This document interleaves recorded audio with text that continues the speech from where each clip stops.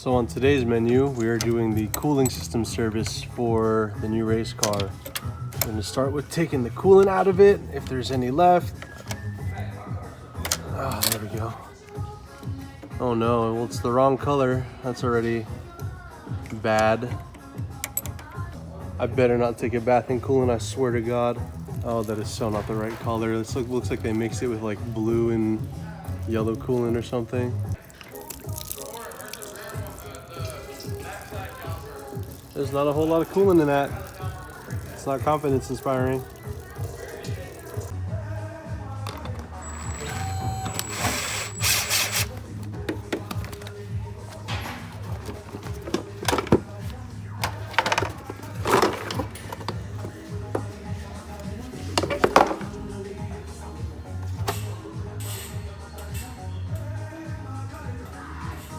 Looks like we got a big power steering leak here from the reservoir. It's pretty common on these. Side of the block is definitely a little wet with oil there. It looks like it's part of CCV, so the crankcase ventilation pipe, and maybe that oil filter housing as well. I'm gonna get the intake off here in a sec. That way I can get to all the hard pipes underneath the intake and get ready to pull all this stuff out. I'll show you guys what it looks like when I'm done.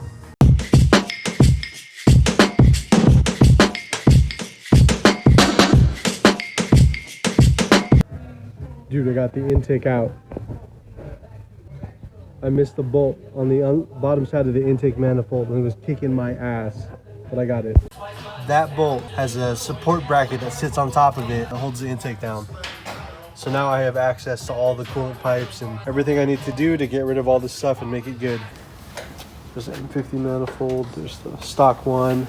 Got it port matched for the M50 manifold while I was in there. And that hole is one of the hard pipes for the coolant.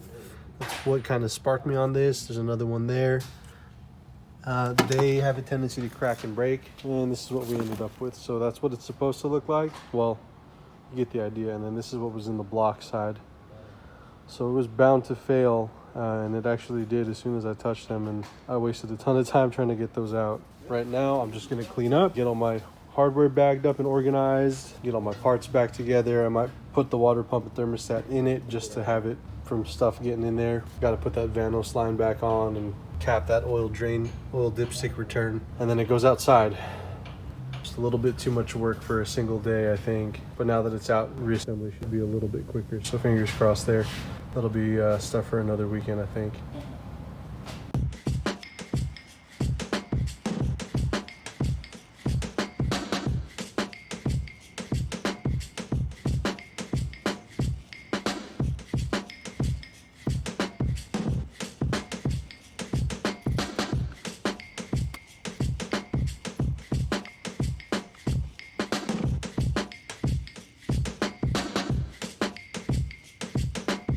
We have the E46 running again, actually. We got all of the underpipe coolant stuff done.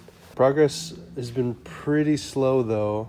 I've been having some sort of issue with the oil pressure light. I just power washed the engine bay. It's still a little messy, but I power washed like down and on it because it was a mess. And there's a red light on the dashboard that comes up. I changed the switch and it actually seemed to have resolved itself. So that was like something that kind of held up my progress because I was so worried about it. You can see the new one there. The M50 manifold, you can see it's done and in. That is a whole thing. So a lot of the M50 manifolds are not my favorite, or a lot of the swap kits aren't my favorite. It's not as complete for the guys that have like stockish motors. If you're going forced induction or you're deleting a bunch of the emission stuff, that's fine.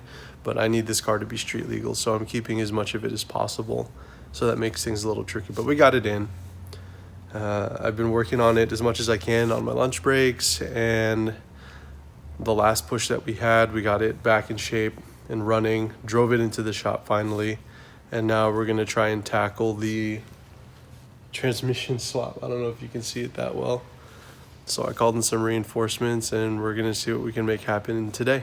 I think now is probably a good time to go over the parts that I have for the car. I have a spreadsheet that I built to kind of keep track of everything that I've ordered, and it's not cheap. So if you're trying to do an E46 drift car and have it be affordable, you can, but you're going to be missing out on a lot of the really important stuff. This is my entire wall of parts for this car. We have a seat, we have coilovers, there's an angle kit in there somewhere, I have hub conversion, I have an oil pan, I have all the stuff that I need to do the transmission swap, putting a 6-speed in it. I have a subframe and all the bushings for that, spare axles, and a couple other spares that I thought would be handy to have. Plus the intake manifold conversion and the entire cooling system. I mean, every single piece in this cooling system is brand new because it's one of those things you need to have in these cars. On top of doing the subframe reinforcements that you have to weld in, you got to reinforce the rear strut towers, reinforce the trailing arm pockets, reinforce the front subframe, sandwich plates for the front strut mounts, and then you can get a rear strut mount tie-in from Parts Shop Max. It's a nice bolt-in one that's actually FD legal also. So that right off the bat, that's 6 things, you know, 5 plus 1, 6 things that you have to do right off the bat to these cars. So even though this car was cheap, I only paid $3,300 for the ZHP. So car plus the 6-speed swap, that's $5,800-ish dollars, and then all the stuff for those 6 maintenance items, you know, you're gonna hit $8,000 pretty quickly. I think my total so far of just buying parts, not including the transmission swap, I think is close to almost $15,000 for just this right here. Just this.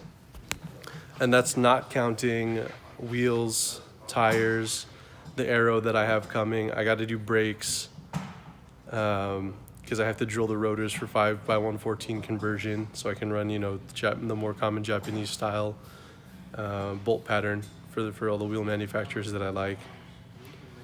And then I still got to figure out an airbox situation. I found a used AFE one. Where is it? I found a used AFE one not on eBay, on Marketplace for $80, but it's in really rough shape, so I'll have to recondition that. I have tires that are going flat, but I really don't want to put new tires on this because I'm not keeping these wheels, so I got some used ones over there. And then I got new headlights. The actual internal wiring to these is starting to rot. All of that insulation down in there is like starting to crack and it's all jacked up, so I don't want to hang on to these longer than I have to. I still have to refresh the power steering because it's leaking. Yeah, it's just in really rough shape. And the interior, as you remember, is tan, which I hate so much. I'm probably gonna dye that black or something. That's all small projects for another time. The goal of today, we're gonna convert it from auto to 6-speed, do the wiring for it.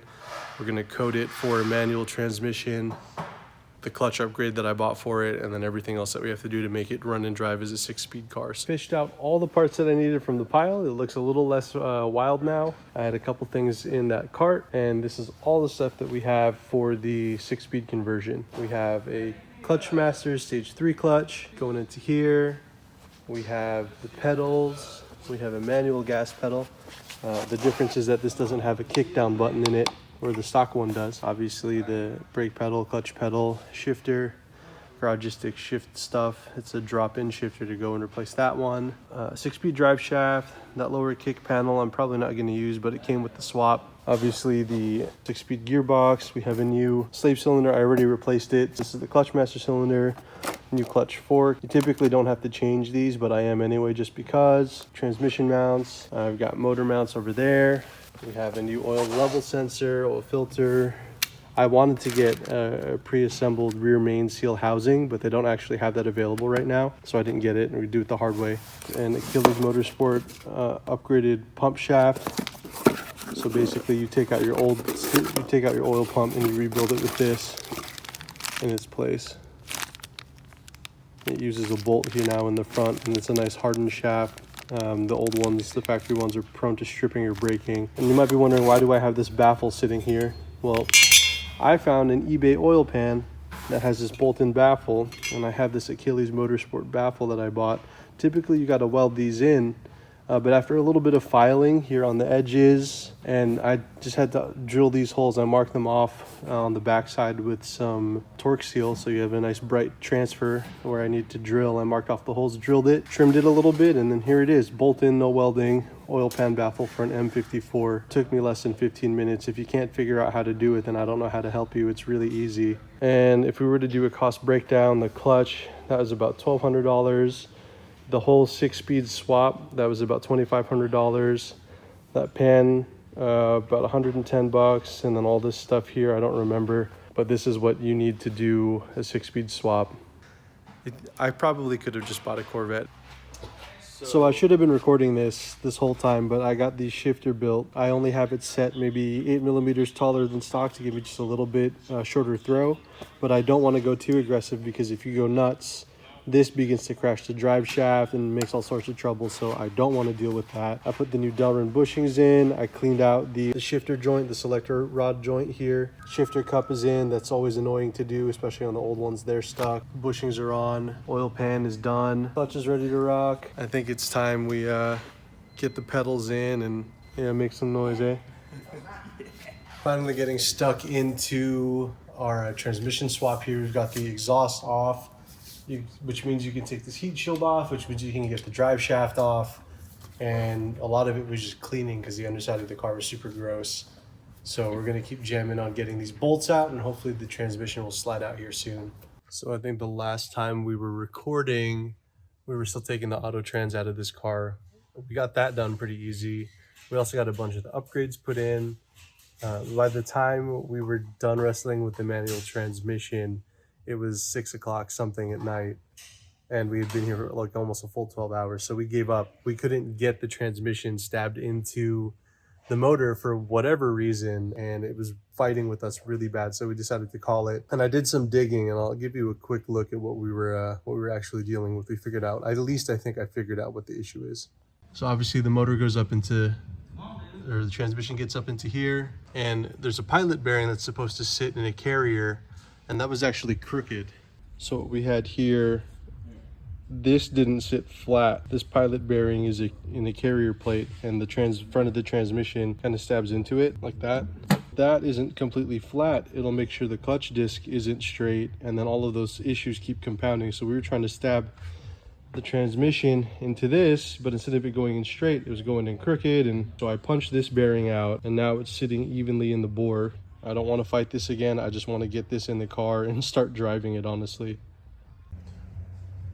One of the things we found out when we were installing this, the flywheel bolts that come with this kit are actually a little too short. You get them through the backside here. Oops. There we go.